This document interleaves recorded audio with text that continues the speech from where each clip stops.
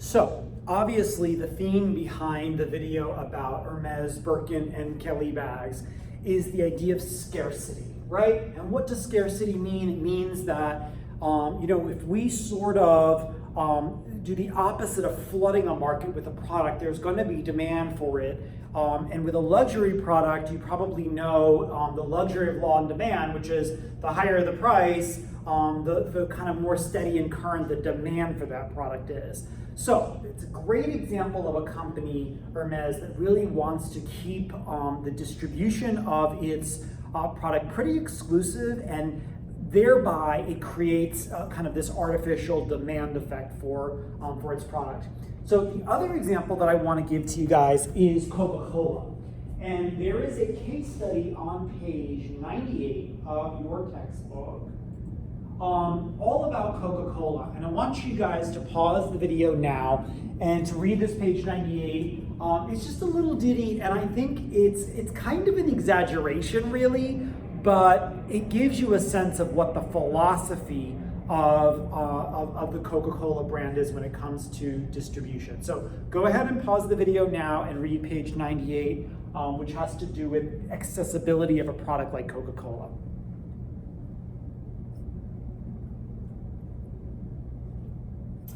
Okay, so obviously, as you read, the idea is like within an arm's reach, right? No matter where we are, we could be in the jungle basin of the Amazon, and Coca-Cola sees it as an appropriate opportunity to distribute its product. A very different philosophy from an Hermes. Okay, so what I want you to do on your roadmap now, under number 4, column 4, accessibility, is to simply tell me, where do you buy your product? Where do you buy facial tissues? Where do you buy bottled water, laundry detergent, and soap? Might be the same answer. It may be different answers. You may, you may prefer an Amazon. I know for a lot of my household products, I actually don't love Amazon because I don't always know what I'm buying. I don't always, know the size of a certain product that I'm buying, and then I get it on Amazon and it was like way smaller than I realized. So some of those things I prefer to purchase, in a brick and mortar store like Target. So go ahead and fill in column number 4. Let me know in terms of where you buy these products. Where do you buy these products? So we are at kind of the top of a pyramid, if you want to think of it as a pyramid. If you want to think of it as a wheel, then we've made a full rotation, right? And at the bottom of the pyramid, or at the beginning of the rotation of the wheel, we have the idea of brand awareness, which is just like, oh, I've heard of this brand. It's in my mindset of considerations if I'm buying a product.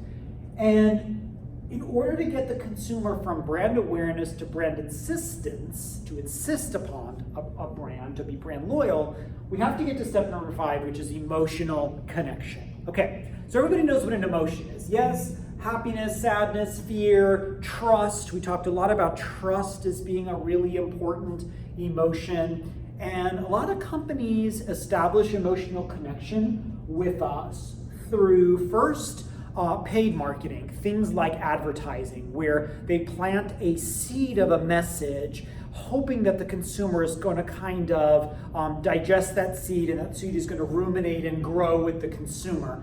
A lot of times that message might be, trust us. Here's why we're trustworthy. Or here's why you should feel a certain way about a benefit that we have to offer.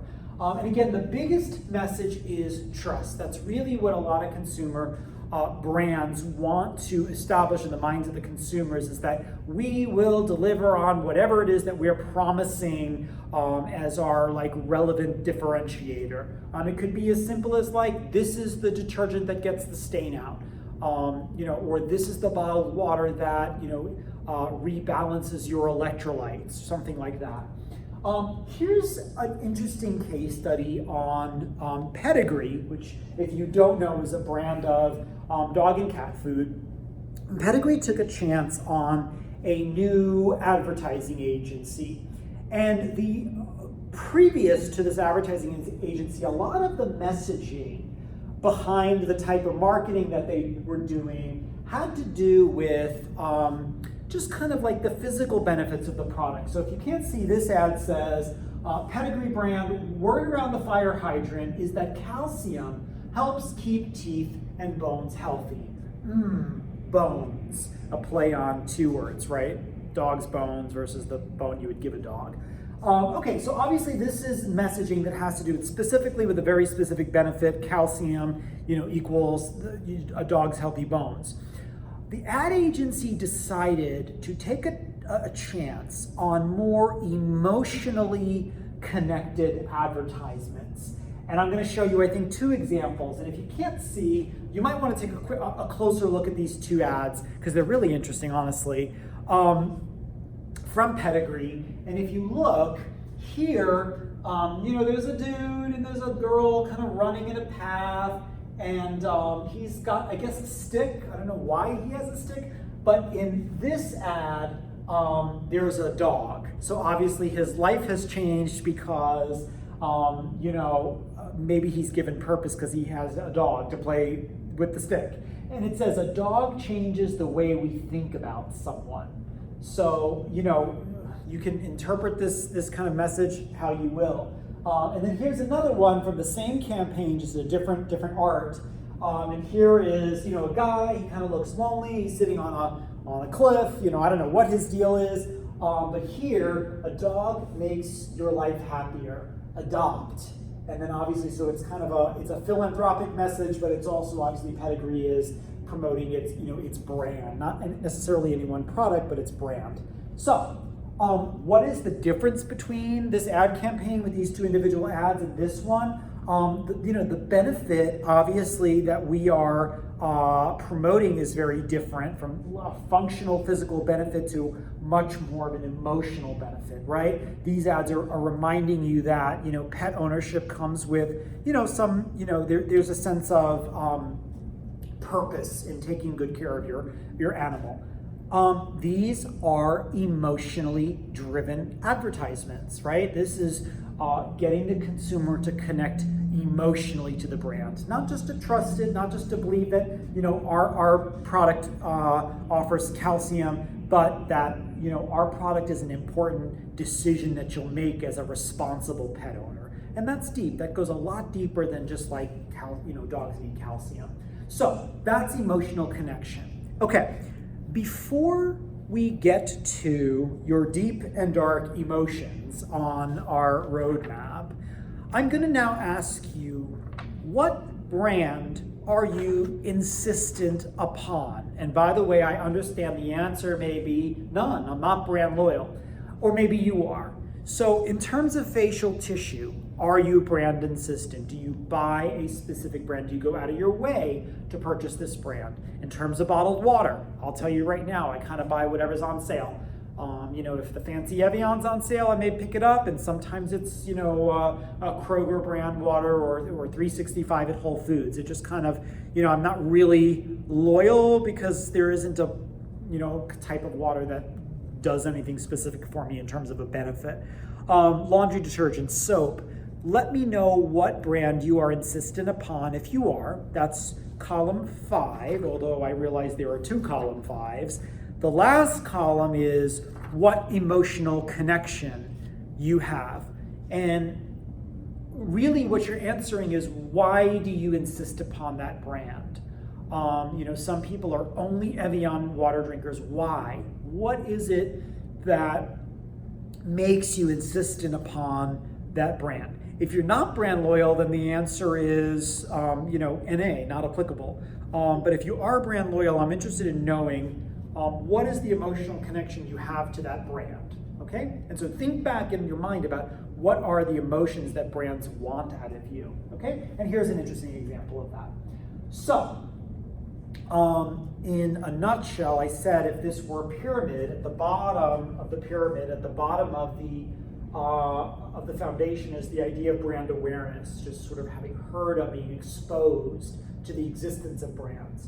Understanding their benefit, understanding how they're different, understanding the value attached to the brand, understanding where the brand is accessible, how it's accessible, through what distribution methods, and then eventually connecting your emotions to the brand. And that's probably the hardest part of this whole model is really becoming, emotionally entangled with the consumer. Okay, emotional connection will come from positive shared experiences with the brand over time, and the brand should encourage frequent habit forming. This almost sounds like drugs or coffee, but habit forming interactions.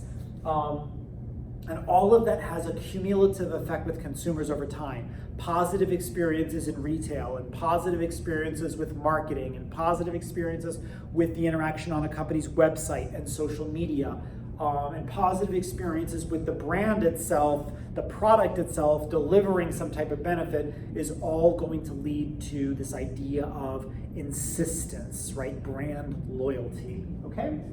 One assignment I want to give you, this can be our sort of discussion platform for this week, is can you think of, and by the way, that's aside from our roadmap for the lecture today, can you think of a brand that does a really good job at creating emotional connection with the consumer? And I've got one on my mind I was thinking about as I was preparing this lecture, but it could be a vital, relevant, compelling brand when customers think or say the following things about the brand.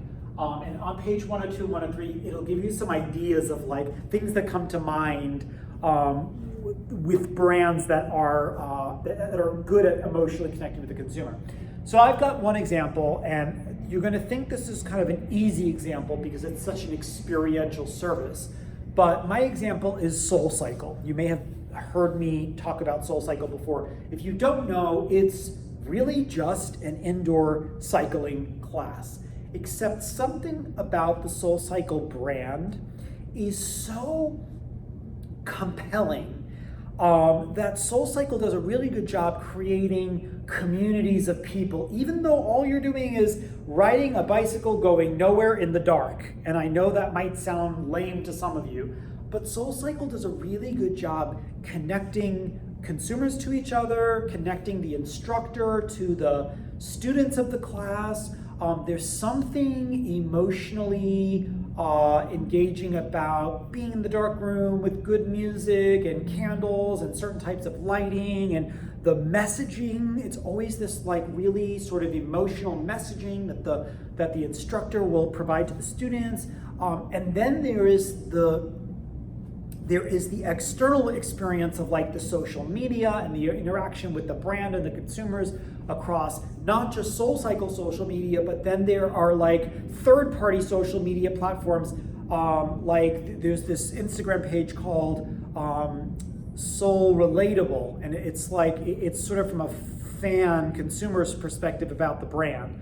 So anyway, if you're not a SoulCycle customer, you probably just won't get it. But take my word for it, it is a brand that really gets to the core of this idea of emotional connection between consumer and brand. Do you have an example? So you can either email me, jconti@wadecollege.edu, or you can Jupiter message me and let me know what you think. Can you give me an example of a brand that has a strong emotional connection with its followers, its consumers, and why? How did they do it? I'd be interested in that, okay? The other thing I would like you to do is to read the short case study about Hallmark. So you guys know the author of the book that we're using this term was a former director of marketing at Hallmark, and this one's an interesting read. Even though Hallmark is not exactly a brand that's at the peak of like the vitality that we talked about, it really has tried to remain relevant as a brand over time. Even though, again, you and I are doing a lot less of putting a stamp on an envelope and sending cards. But what I'm interested in knowing from you, and you can put this in the same email as your example of a brand with good emotional connection, is how did Hallmark try to change perceptions about its own brand? And how did they try to increase sales and market share? It's almost the same question, right? What efforts did they make to try to change the way the brand was perceived? And how did they try to increase sales and market share? So I'm interested in that response from you. It can be a paragraph, It can be one and the same paragraph because it's a similar related topic. I'm also interested in receiving your Chapter 8 exercise. You can give me this back hard copy. It can be scanned. It could be a Word doc that you save and send me, however you want to do that. Finally, just because I'm loading it onto you tonight, is I'd like for you to complete your quiz on Chapter 8. That is live on Jupyter. Once you feel like you have the information that you need from my video presentation, go ahead and complete that quiz, because that will close as well before the week is up, okay? I hope that this presentation was informative. I'm looking forward to seeing you next week, where we do chapters 9 and 10. They're both very brief, and we'll talk a little bit about our midterm exam that's coming up the week after, okay? Thanks, everybody. Hope you had a great 4th of July.